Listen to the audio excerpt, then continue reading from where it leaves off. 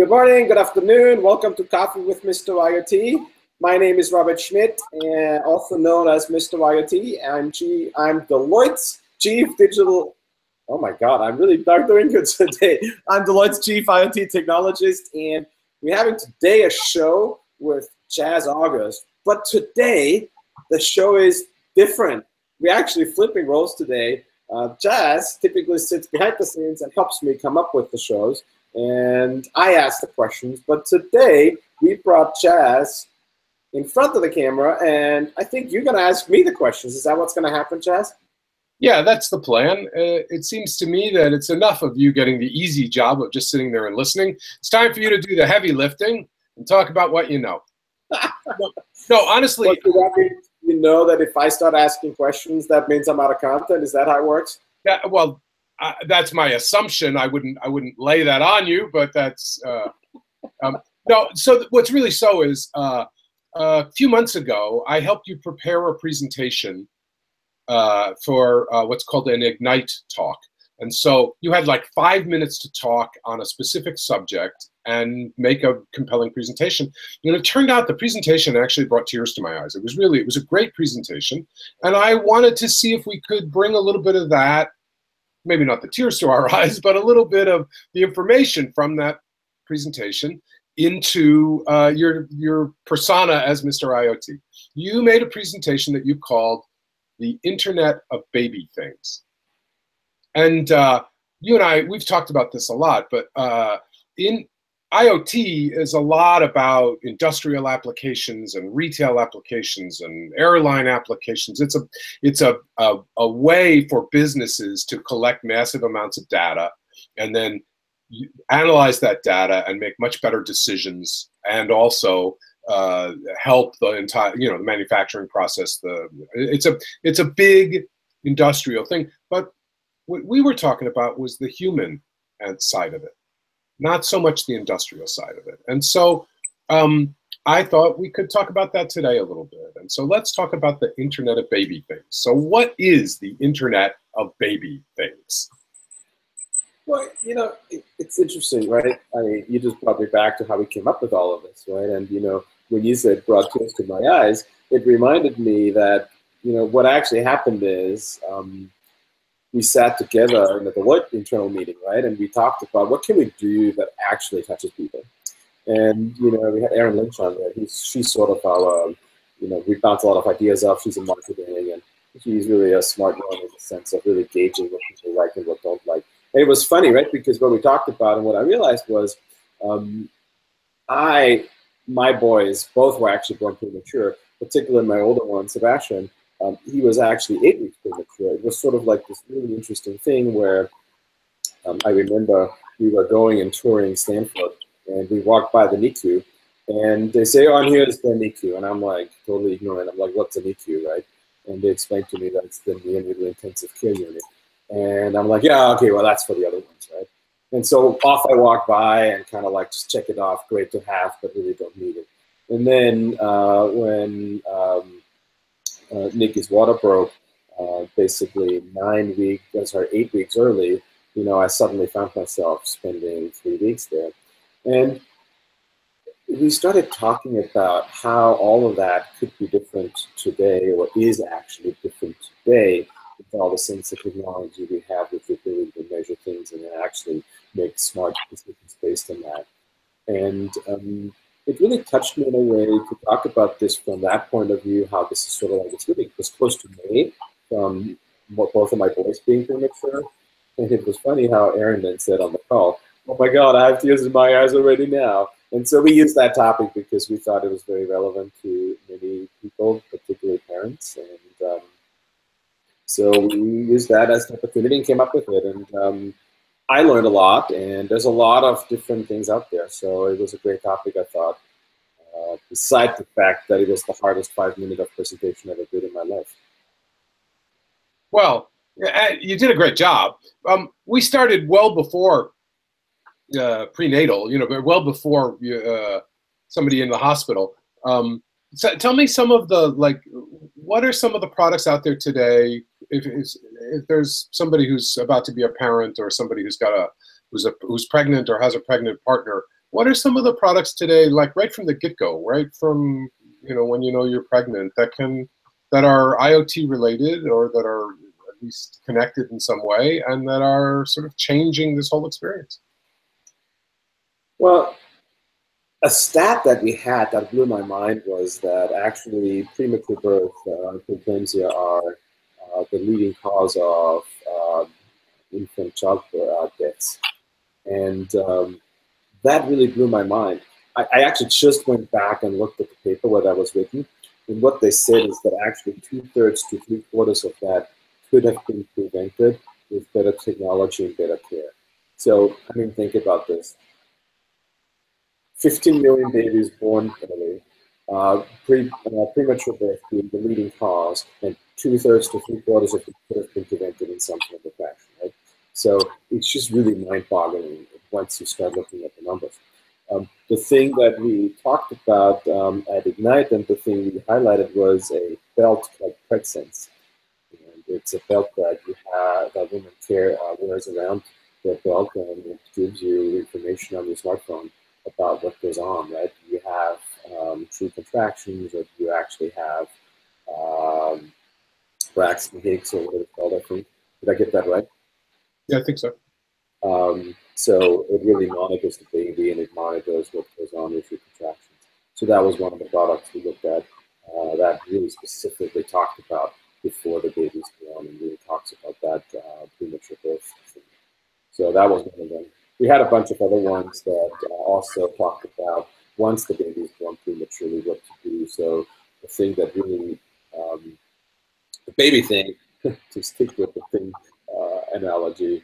But by the way, we really don't like the thing analogy because I think we're going to call it the internet again. I've said this many times over. But the baby thing that we talked about was the pad that goes underneath the baby, because when the baby is in the NICU, as I know very well from my sons, well, Benjamin really wasn't that much in the NICU. Actually, he immediately went to the ICU because he was 5 weeks early. But Benjamin 8 weeks early, that's an age where the lungs aren't fully developed yet. So he had to be in the NICU for a while. What happens is you can't touch your baby all the time, right? And so there's sort of like this disconnect between your baby and you, which is really quite dramatic and early on. And then there's all these wires on them, right? And so much of this goes wireless now, and much of this, there's also not just a pad underneath the baby that transmits the mom's heartbeat, but there's also clothing now that measures vitals, which is fascinating. I actually looked at the pictures. Clothing looks really, how should I say, it's not quite cute, but yeah. It's kind of really industrial looking. So we haven't really gotten to the very cute baby wearing it. But the thing that really made me laugh the most was there is a wearable called Owlet, and it's a sock, a baby sock. And I checked the price, it's $2.99, which was like, wow, that's pretty expensive. But it measures oxygen and the blood and heartbeat and all these kind of things. So it really helps with baby sleeping and things with apnea. But the thing that really I thought was almost funny was that the pink sock was sold out, and they had blue socks and green socks. So I'm like, am I supposed to interpret something into this? Because now I could argue that they didn't make enough pink ones and they made more blue ones, which that would be a weird choice. Or you could argue that parents of girls buy more wearables than parents of boys. So I don't know. I just thought it was a really a funny fact. Okay, so first, I think you're thinking too much about this. But second, I always like the simplest explanation, and I think the simplest explanation is probably that the pink color was a more attractive color than the blue color. Right? But anyway, maybe it's something about gender, but I'm never quite sure if that's so.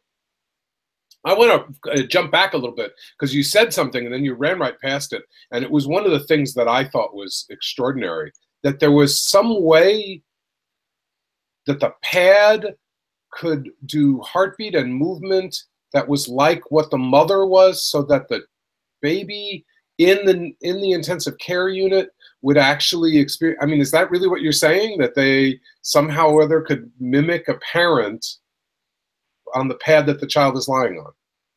Yeah, I'm not sure mimicking a parent feels strongly. You know, if someone could mimic me, I don't know, that's a scary thought, but it sort of like transmits the heartbeat and it gives some sort of basic feel of touch onto the baby and kind of tries to connect the mom and the premature baby in the NICU. Yes, that's what I said. That's an extraordinary thing. I mean, that's just an extraordinary thing. Yeah. I gotta tell you, all these things are really amazing to me, right? Yeah. I think that all things eventually will be connected, but I think there's just some really amazing sort of first case scenarios that really touch you, that really feel relevant and important, and that's just one of those, right? I mean, the sock for the baby to measure what goes on, it's just another one of those that's just so logical and simple and, you know, yet so powerful, right? I don't know how many times when we had babies, we talked about, well, you know, you look over and, you know, you look at the chest or the back and you check, is the baby still breathing, right? It's just, it's scary, right? And when you have technology to help with that, why not use it? Yeah, yeah. Yeah, I also imagine that technology like that sock, like Owlet, actually can get children out of hospitals faster, because now you can put that sock on your child at home, and I'm assuming that information can be collected not just by the parent but also by the doctor. And so there's there's just better, less intrusive monitoring if that's what's needed out of the hospital experience. Yeah, there was a whole, I forgot what brand that was now, but there was a whole system that was actually connected between baby, parent, and care facility. And so, yes, it did help you get the baby home sooner. Yeah. Very, very amazing stuff that I don't think people could even imagine 20 years ago. You know, couldn't even imagine. So I want to pause to remind everybody that you're watching Coffee with Mr. IoT, and today I, Chaz August, am interviewing Mr. IoT. We're talking about the Internet of Baby Things, you said something also. We went past a little fast that I kind of want to come back to. You said, yeah, well, you know, we say the Internet of Things, but really it's just the Internet. Can you just say a sentence or two more about what you meant? I guess I rambled on. Thank you for bringing me back. I have today we make this distinction, right? And it's mostly a marketing distinction of saying the Internet of Things. And really, all it is before, we didn't call it the Internet of People. It's like, it's just the Internet, right? People connect to the Internet. And today, we sort of like we say about we're connecting things. And we are. And we are connecting more and more things.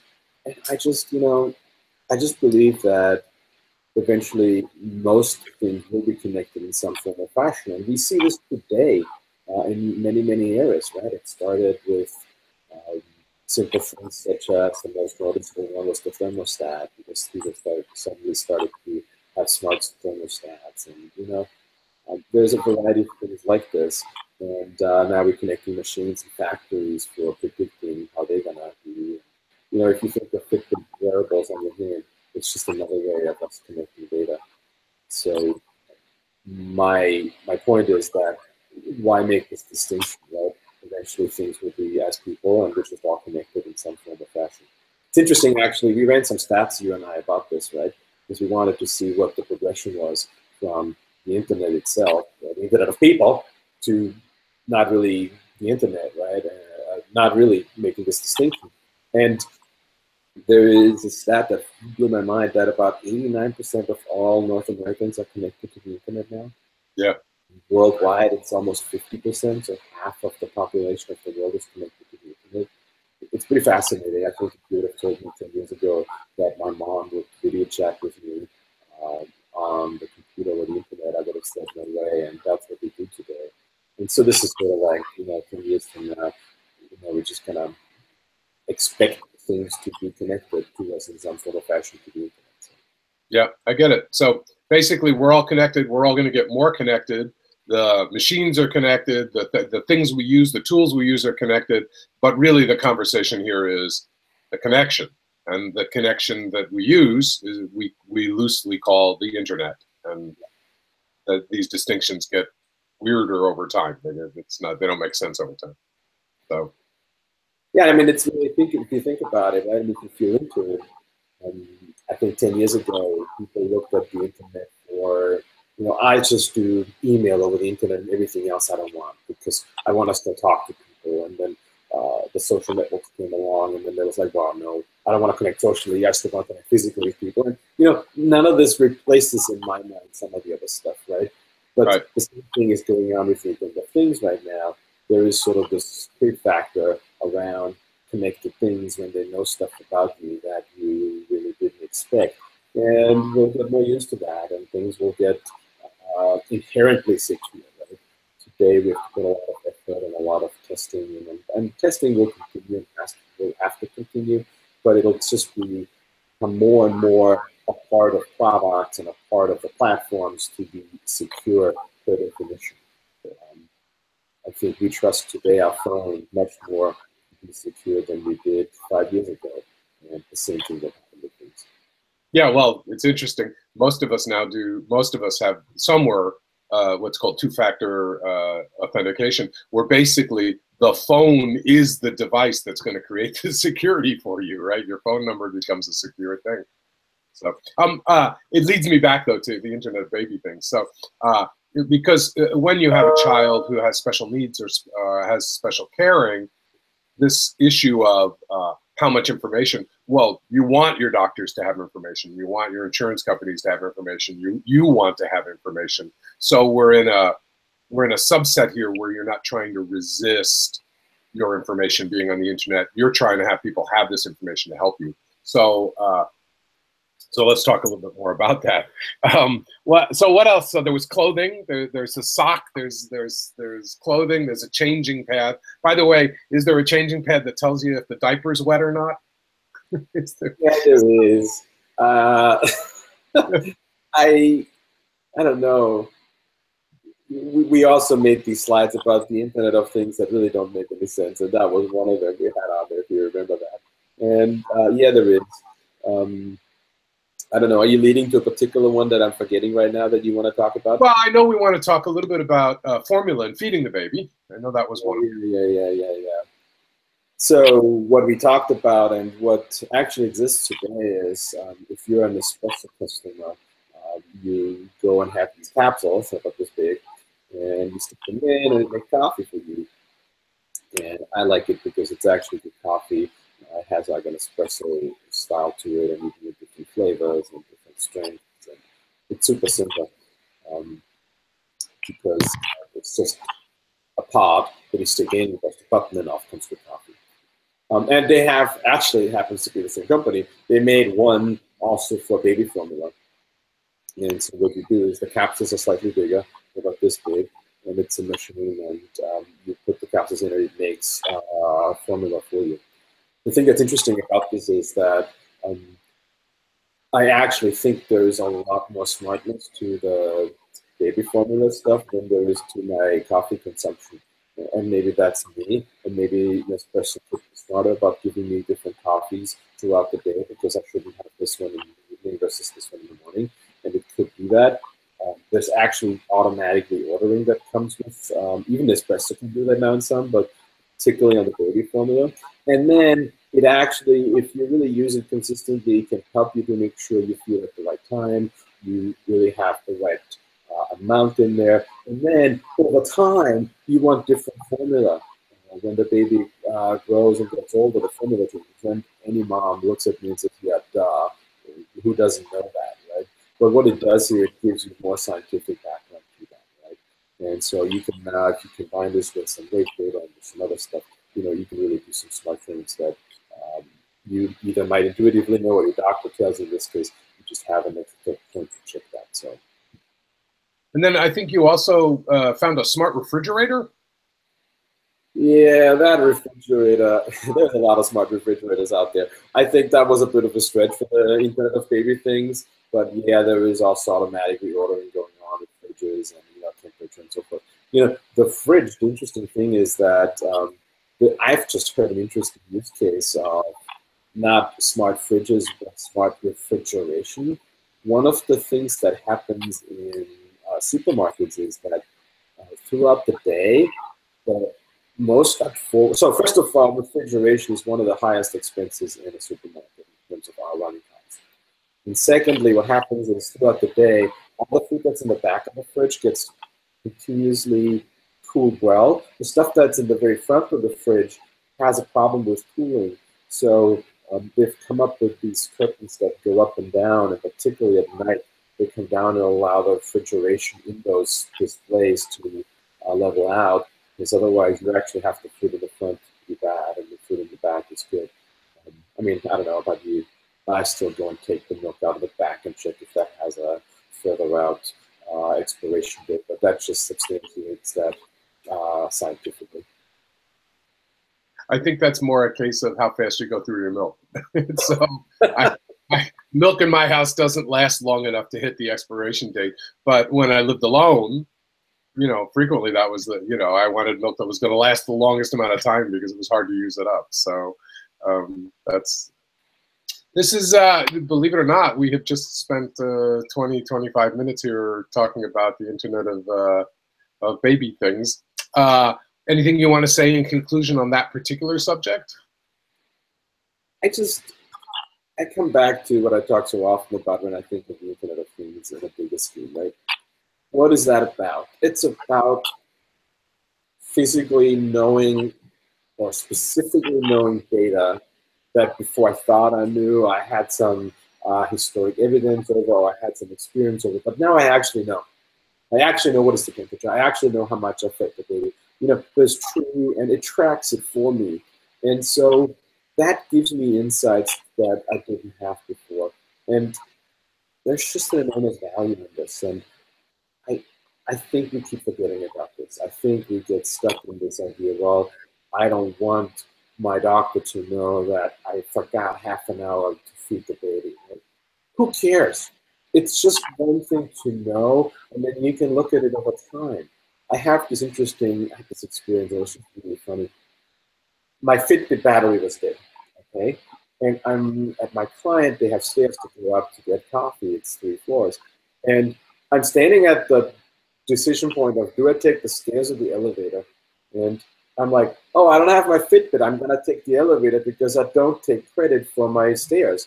And I'm like, that is just silly, Robert. But it shows me how I get motivated by these things to do better things. And I think we forget about this. And so I think that what I want to close with is that there's just a human impact of the Internet of Things that is way beyond the money value at the bottom line. And I think we're going to see more and more of this, and I'm looking forward to this. And I'm excited about it. It's awesome. Yeah, yeah. I have to say, as a person who takes medication every day, and then I track, you know, I have to track my blood sugar, and all of this to me is very exciting because of all the things you say. The easier it is to track all these things, the better my health can be.